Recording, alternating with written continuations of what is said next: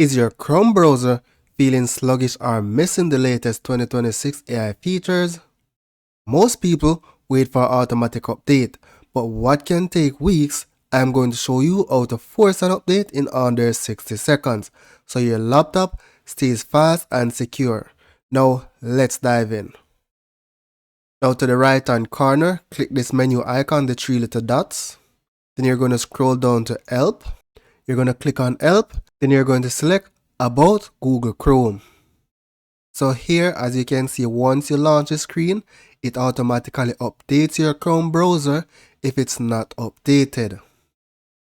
So mine is currently being updated. So once the update is completed, go ahead and select Relaunch. And my Google Chrome is now up to date.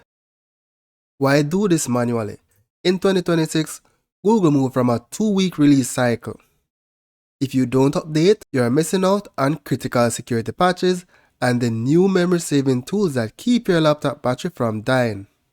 If you're on a Chromebook, remember, your process is a bit different. You'll need to go to System Settings and update the whole operating system. And that's it. Your Chrome is now up to date. If this helped you speed up your laptop, hit that like button. And that's basically it.